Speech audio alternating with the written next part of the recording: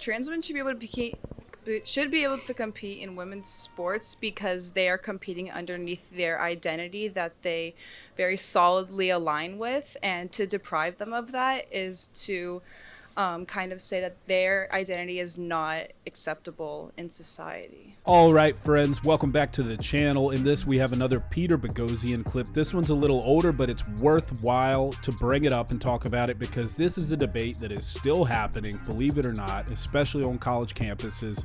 Should basically biological males be allowed to compete against biological females in sport? I don't even know why we're having this debate today. It's pretty preposterous if you ask me, someone whose background is in athletics and in the sciences. It's pretty obvious that there are a lot of advantages conferred upon biological males, whether or not they transition or use hormones or puberty blockers, etc. There's still a lot of advantages that we as men enjoy when it comes to athletic endeavors. It's pretty crazy when you listen to some of the arguments from people who advocate for this, and I just wanted to show a little piece of this clip from Peter Boghossian. You guys should definitely check out the full video. It's linked below. Make sure you check that out, and also please make sure you subscribe to the channel. That shows me that there's interest in this stuff and you want me to keep talking about these issues. Trans women should be able to compete in women's sports. 5, 4, 3, 2, 1, move.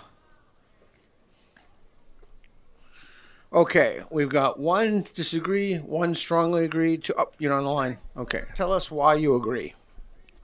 I agree because trans women should be able to compete in women's sports because they are competing underneath their identity that they very solidly align with, and to deprive them of that is to kind of say that their identity is not acceptable in society. In society, or like in sports, that they're not valid. Their identity is not validated. Okay. Do you agree with what she said? Yes, but that's not specifically why I agree that trans women should be able to compete in sports. Okay. Why do you think? I believe trans women should be able to compete in sports because there's specific criterion that trans women have to meet in order to be able to compete under the woman category. In which sports? I'm not an expert on all sports. I'm not an expert either. But I do know for at least the Olympics, there are requirements for trans women because when trans women go on when trans women go on hormones, testosterone drops in them. So a lot of the natural advantages they might have being born in a man's body are depleted, like the extra strength testosterone gives you and so on and so forth. So they have to be below a certain testosterone level. They have to be on estrogen for a certain amount of time. And even the rule where you have to be below a certain testosterone percentages have stopped cis women from competing in sports. So they're very like hard set rules. There's no Cis woman meaning what? Cis woman. Women who are born as women. Women who were born as women. Okay. Cis women, yes. Cisgendered is when you're born in the correct sex. So, like, I was born a woman. I identify as a woman still. I'm cis. If I were to identify as non-binary or anything else, I would not be cis. How are you gonna ask this question and not know what cis means? Well, cis isn't in the question, and what cis yeah, might mean like, to you, that doesn't mean that people Well, watching no, this but, are going to know what things cis means. Things are a definition. Things mean things. Cisgender means one thing. That's just. Is it possible that some people could define or perceive the word women to be different? Well, I'm not talking about women. I'm talking about the term cisgender. Yeah, so I think it's important that we define our terms. That's why I wanted to define it. Yeah. Do you think it's unfair enough for me to ask you to define it? No, I just don't. It's The attitude she has when he just asks her to define a term she's using. This is so prevalent with people who make this argument. It's like up until yesterday, most people weren't using the term cis as a qualifier for the word woman. And it's very valid to say, hey, when you say cis, what exactly do you mean, for everyone watching, and for the purpose of making sure that we agree on definitions if we're going to actually debate a topic. And for her to say, like, I can't believe you'd even do this if you don't know what that means, it's pretty telling. It sounded like you didn't know what cisgender was, and I was just wondering if you didn't know that was why you thought you should ask that question. Oh no, I'll tell you why later. But I'm a legitimate gender studies scholar. Oh, perfect then. Yeah, thank you. Okay. I don't mean to brag, but I've really outpublished almost anyone in the world in gender studies. You do need to back a little bit. That is impressive. Thank you. I'll show you my body of literature later. Notice how she just immediately softens up to him. I can't stand this because there's this sort of deference to authority that you see on the left, where I experienced this when I was in college and grad school and everything. And it's like your degree or your academic standing really means something. And even though you're making legitimate arguments, they don't have as much pull in their eyes because you don't have some title or what have you. I just think it's gross. I think if anyone's making a legitimate argument, you should hear them out. Later. But for now, trans women should be able to compete in women's sports. What do you think about that? I do not think they should be able to do that. Okay. Did anything that they persuade you? Think about that for a second, but tell us why. I just think the biological makeup of a man is not the same as a woman, whether they take hormones or not. True. Especially if they've been competing in that sport for years. They did it originally as a man or woman, and then they switched to female, which I played a female sport growing up. What did you play? Lacrosse, which is very different. That's from, the one with the thing, the with net, stick, with the yeah, like that. which is very different from male lacrosse. So I just think that it comes down to the biological makeup of like the training used for it and everything. But I agree with a lot of the stuff that they say. I'm not like they shouldn't do it, but I just think it should be. So you think, and I just want to make sure I get your argument right, you think that they shouldn't do it because it confers an unfair advantage on the person, even if they've met their hormone requirements, because as a biological male ages before they transition, they have certain intrinsic advantages. Height, for example, maybe in basketball. Or now that doesn't mean all men are tall, but on a Gaussian curve, it means that more men are tall than women. Yeah. So is that, I don't want to mischaracterize. Yes. Is that, Yes, that's what I mean. did that persuade you? I would say no, because we have talked about like the hormones and like the genetic makeup of a male body versus a female body, but there are changes that can happen whenever someone starts to transition that can affect their muscle density, just like their overall genetic makeup. Well, not their genetic makeup, but like their hormones and just how their body functions. So I don't know if that is like completely valid in arguing this. What if I could provide you with evidence that even with the hormone replacement therapy, that still conferred an advantage on people born as men? That it wouldn't give them It would even if they underwent hormone therapy, it still was an advantage for the trans woman to participate in sports. Would you then be for it or against it? I would be open to revising my opinion if there's evidence presented on that. So you would be open to revising, and would you be open to revising your opinion to go to the agree or the slightly agree? Slightly agree, but I don't think I would go any farther than that. Okay. Okay. So the thing that's keeping you must be some identity factor. Yes. Okay. So let's talk about that in a second. So just to be clear, I don't want to put words in your mouth. If you were to be shown evidence to your satisfaction that people born as male who transition, who met the requirements of whatever lacrosse or still have an what, unfair advantage. yeah, if you were to be shown that they would still have an unfair advantage, you would be willing to move one, possibly two, but not three. Is that what you said? Yeah. Is that fair to say? That's fair.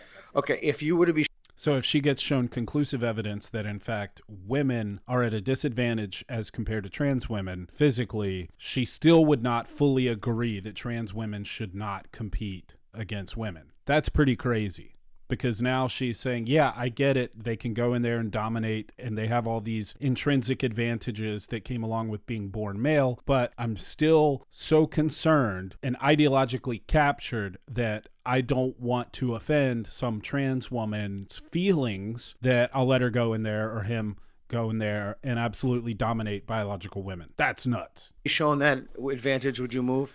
Probably not. Okay, what would it take for you to move? Nothing, probably. I feel pretty strongly about this. Because here's the thing. Yeah. Even if you were to show me proof that people born as men who transition as women still have an unfair advantage, I would believe that full-heartedly. I wouldn't like try to dispute that if I saw like the facts behind that. Yeah. However, sports inherently have genetic advantaged players, like Michael Phelps. Michael Phelps. Oh, with the yeah. He didn't produce like lactic acid. He had an abnormally large wingspan. He had like webbed toes and webbed feet, and that was not him from competing. That's an unfair genetic advantage. We don't care about genetic advantages until it's someone transitioning from a man to a woman or a woman to a man. I have to push back on that. I have personally never heard anybody concerned about people transitioning to a man competing in men's sports. Have you?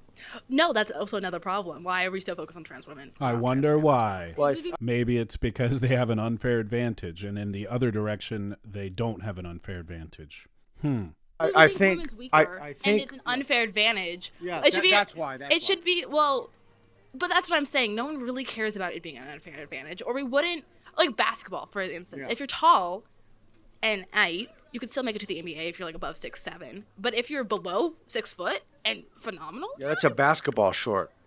no, this is football. My shirt. This is the Seahawks, the football team. Oh, okay. I don't know much about sports. Yeah, well, Ask me about gender studies. That's a different thing. But yeah, let's say. well, because it's about sports, some of the logistics you have to, are like that are in sports come into play here. And like I said, a lot of sports is genetic advantage. Like being born and having an aptitude for something shouldn't mean you can't do it. No one, like I said, no one wanted Michael Phelps not swim in the Olympics. So do you think that there should be one division and we just throw all men and women in? Exactly. This is where the rubber meets the road. So this is going to be very telling because ultimately that's where this argument leads. Okay, there are men who are more genetically predisposed to be better at certain sports, so therefore genetic advantages happen anyway, so just let men compete against women, right? The same division? And that's not what I said. No, but I'm asking Okay. you, is that what you think? No. Why not? Honestly, I just haven't given that enough thought. I do think there is, some pros to having two separate divisions for men and women. But like I said, honestly, I haven't. What are the pros? Honestly, I haven't given that enough thought to have like a concrete stance on it that I would want to fully stand That's behind fair. because I haven't done enough research. That's so shocking. So when you take the logical extrapolation of your argument out to where it would inevitably go, saying, okay, no men's division, no women's division, just let them all compete against one another. Now all of a sudden, I don't know, I haven't really thought about that. Well, just a minute ago you were saying that, hey, genetic advantages happen, so, we only care about genetic advantages when it comes to transitioning. So, okay, let men and women compete against one another. Research or thought on it. That's fair. So you think that there should be two divisions? As of right now, before I do a lot of thinking about it, but like I said, I haven't put enough thought to it to give you a clear, firm stance. Okay, so I'm kind of think through this myself. So the reason, and could be totally wrong, I'm just trying to figure this out myself. So the reason that there are two divisions are because there must be certain categories of things that different sexes are better at, or there wouldn't be divisions in the first place, unless it was just like some social convention. You're not wrong there. So is it possible to abstract from that and say that that reason is what confers an advantage on somebody? No, because you can have advantages over someone who's also the same gender as you, just as a different gender does. Gender is not the only factor that provides an advantage or not. However, it's definitely one that contributes to an advantage you have. Right. And Because there was a trans swimmer in the Olympics. She didn't win. If trans women really have a crazy advantage on women, why didn't she sweep? Why didn't she do the what does sweep mean? win everything? Oh, Actually, sweep like. like win all the awards. Oh, I thought you meant give her a mop and sweep No, up. why didn't she win all the awards? Why didn't she win every race? And why didn't she beat them by seconds? Which is very. But she which is did get into the Olympics. She got into the Olympics. She didn't win. And that's because she's a trained swimmer. That's because she's been training to swim for as long as everyone else has. But the point is that person wouldn't have been able to go to the Olympics competing against biological males. So it makes sense she got into the Olympics. She's been swimming at that time for her entire career. But like I said, she didn't sweep. She didn't have such a crazy advantage that she was performing way above the ranks of the other women. So even if it were shown that trans women had distinct advantages, that wouldn't be enough to move you to agree. Yeah, because like I said, cis woman could have an advantage on another cis woman. So why should I care if a trans woman has an advantage on a cis woman? Yet she still thinks there should be divisions for men and divisions for women. When a cis woman could also have an advantage on another cis woman. Like, the fact that they're trans doesn't really mean anything to me. Like I said, having a genetic advantage can and is a part of sports. Okay, I think I understand their reasoning, but I'm not positive. I have a question for them. Yes. So do you think that there could be like the women's group, the man group, and then people who are trans have their own category? Who's the question for? Which one? Either or. I feel like those groups would just alienate them even more and just like put them off into a separate category because they don't belong in women or male. They are not being put properly into the groups that they identify with. I don't know anything about sports, as you know from not even knowing what that means there, the Sea Falcons or whatever. But my question is then, aren't there rules? I thought there are rules against like shooting yourself up with steroids, aren't there? Yes. So when you shoot yourself up with steroids, that must mean you have a competitive advantage. So that's why they don't do it, right? That shooting yourself up with steroids gives you a competitive. Well, I would assume, or else That's there why it's wouldn't be a outlawed. rule against Yeah. it. Yes, there is a rule against using performance enhancing steroids, but I don't think that's on the same level as hormone therapy. No, that's not where I was going with it. So Okay. no, I was going with it. It's possible that there are certain things that one can do to yield a performance advantage. Yes. So shouldn't the idea be, and I'm just thinking through this for myself, shouldn't the idea be that we want to level the playing field to take out advantages for different people? I think like artificial advantages is what you're trying to say. Like, does she have? Oh, I'm sorry. I thought you were waving to somebody.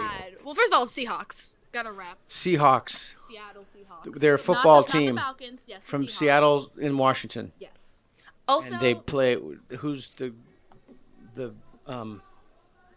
rival. no, the person who throws the ball. The QB? The QB. Who's the QB? You learn more about sports before you ask questions about it. No, but okay. To go off her point, She's so condescending. I like performance-enhancing drugs are obviously banned.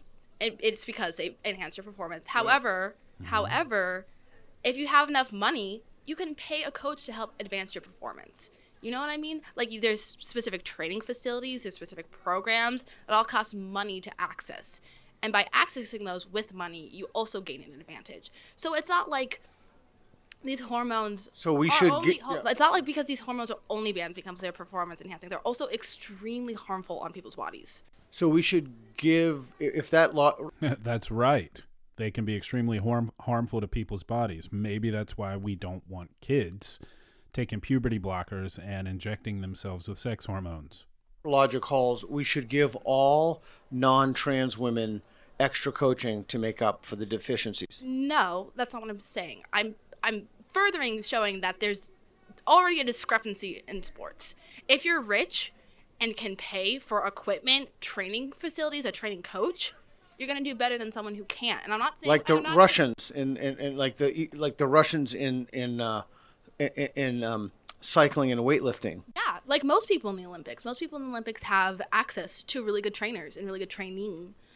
And if everyone in the world had access to that training, I don't think the Olympics would look the same. There'd be a lot of different people in there, but they don't because inequities, like I said, are inherently in sports. They're gonna be in sports no matter what. Did that convince you? I kind of forgot what she said. Okay. Sorry. So the idea is you can't control. There are always going to be certain people who have advantages, certain people have disadvantages, and I don't want to mischaracterize your argument, but the idea is that. All right. Well, you can come to the next one. You go. All right. Well, I guess not then. Okay. So the idea then is that if you're born to a rich family, you have certain advantages. And if you're born to a poor family, you'll have disadvantages. So there are already inequities built into the system So why worry about one more inequity? I think that's what she was saying. I think the comparison between Yet she'll say all that and still say, no, no, no, we should have men's divisions and women's divisions. It's very cognitively dissonant. the like wealth or someone or the advantages that they have are completely different than like people getting things like hormones and stuff like genetically in them versus like being able to pay for a facility or something. How does it make you feel if you compete against, for example, in lacrosse? Yeah. How does that make you feel if you compete against someone born biological male? Do you think it's like you said, I don't want to put words in your mouth. How does it make you feel? I would think it'd be unfair, especially if that male came from playing men's lacrosse. Can I ask you what seemed like a really stupid question, but I'm going to ask anyway? Okay. What's wrong with it being unfair? Life is unfair. Some people are born with like no legs. I mean, that's true that life is unfair, but it's like it's the sport of lacrosse, specifically what I'm talking about, where there's the men's and the women's, and a lot of sports are very different men and women wise.